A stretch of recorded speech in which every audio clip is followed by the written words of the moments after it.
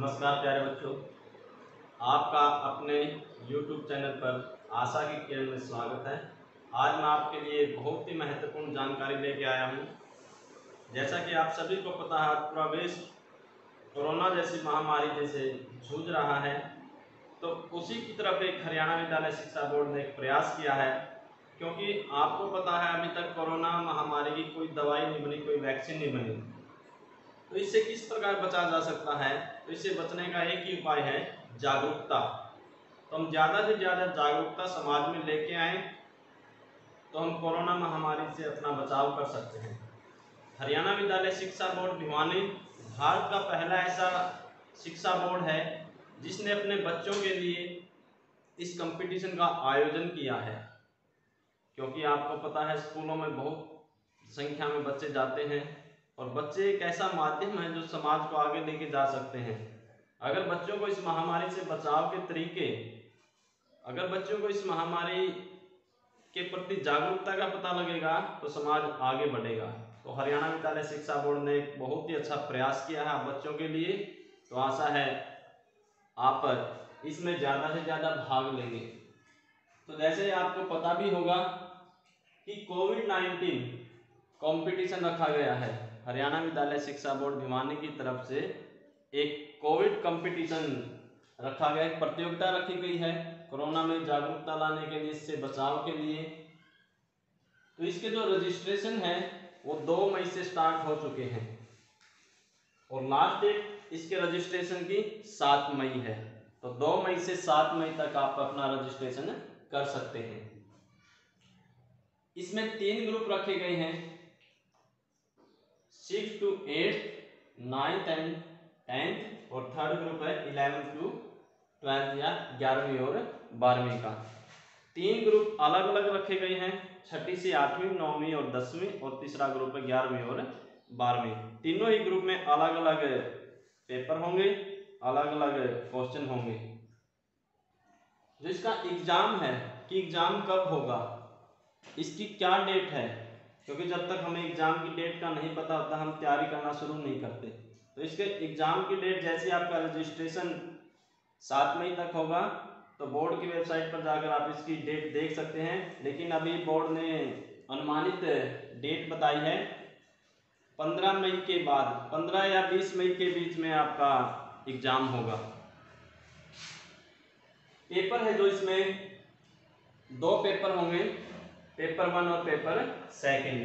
जो paper first होगा वो 100 मार्क्स का होगा, मतलब 100 क्वेश्चन आएंगे, प्रत्येक क्वेश्चन 1 अंक का रहेगा और सभी क्वेश्चन एमसीक्यू होंगे, ऑप्शनल क्वेश्चन होंगे, मल्टी चॉइस क्वेश्चन होंगे। मतलब एक क्वेश्चन होगा उसके 4 आंसर होंगे जिसका आपने अपना इस हिसाब से उसको चूज करके आंसर देना है। जो बच्चा फर्स्ट पेपर में 75% मार्क्स लेके आएगा या 75 अबव मार्क्स लेके आएगा, वही बच्चा सेकंड पेपर के लिए अप्लाई कर सकता है या वही बच्चा सेकंड पेपर में बैठ सकता है। जो सेकंड पेपर होगा वो रिटन एग्जाम होगा। रिटन एग्जाम कैसे, मतलब कोरोना से संबंधित कोई जानकारी होगी, उसमें आपने अपना लेख लिखना है, राइट करना है, तो वो भी 100 अंक का ही होगा। मोड ऑफ एग्जाम, इस एग्जाम को आप कैसे देंगे, क्या स्कूल में आके देंगे या कोई अलग से सेंटर बनेगा, ऐसा बिल्कुल नहीं है। क्योंकि आपको भी पता है एक तो लॉकडाउन चला हुआ है कि इसमें हम कहीं बाहर नहीं जा सकते, दूसरा फिर सोशल डिस्टेंसिंग का भी पालन करना है। तो इसलिए ये एग्जाम आप घर बैठे अपने फोन से दे सकते हैं, ऑनलाइन एग्जाम होगा। तो इसके लिए आपको कहीं जाने की जरूरत भी नहीं है, तो घर बैठे आप इस एग्जाम को दे सकते हैं। इस कंपटीशन के लिए आप कहाँ अप्लाई करेंगे, वो भी आप घर बैठे अपने फोन के माध्यम से अप्लाई कर सकते हैं। बोर्ड की वेबसाइट है www.bseh.org.in।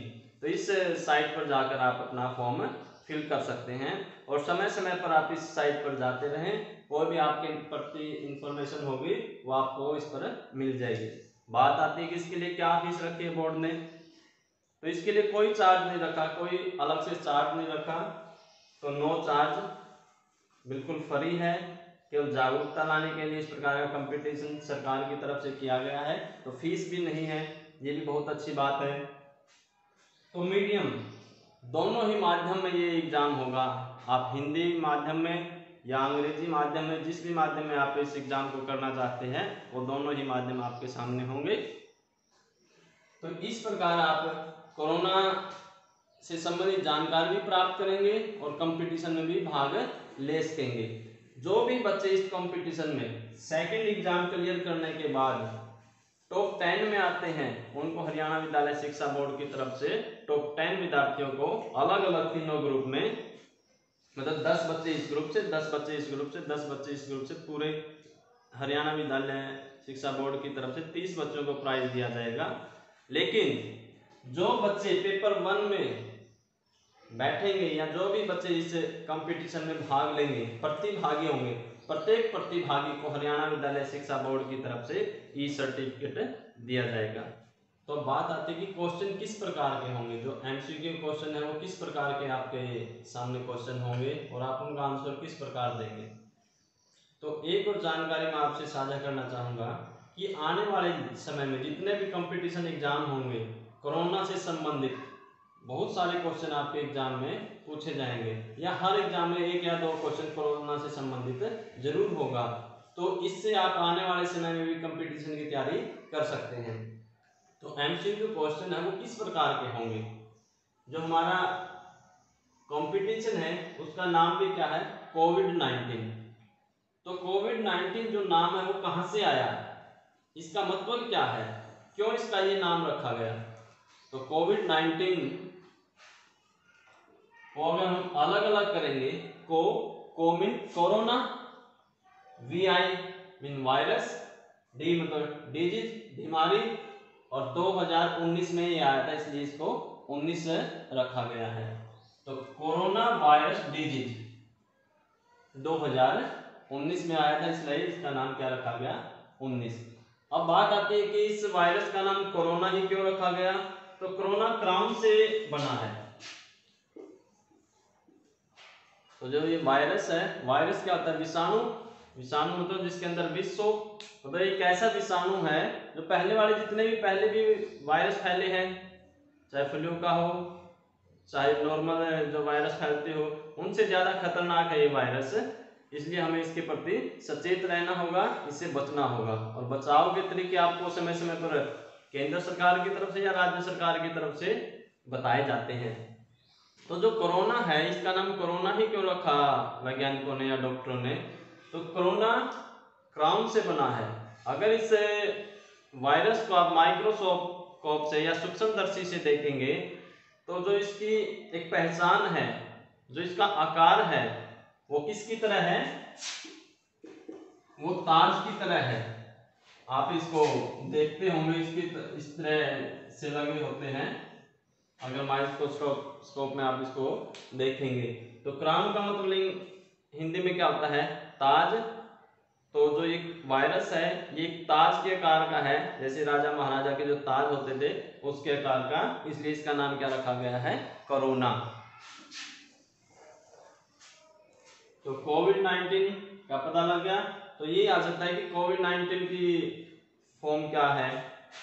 तो इसकी पहचान कब हुई। बहुत सारे बच्चे इस क्वेश्चन को गलत करेंगे कि 2019 में बताया था, तो 2019 में। इसकी पहचान बहुत सारे वैज्ञानिकों ने बहुत पहले कर ली थी। तो इसकी पहचान 1960 में हुई थी। ये फैला तो 2019 में है, इसलिए इसको हम 2019 नाम दिया है, लेकिन इसकी जो पहचान है वो 1960 में कर ली थी।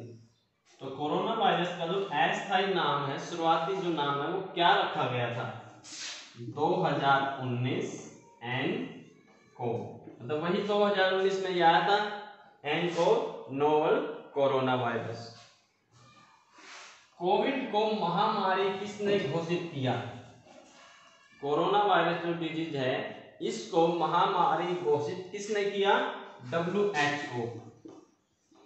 WHO क्या है, वर्ल्ड हेल्थ ऑर्गेनाइजेशन, विश्व स्वास्थ्य संगठन।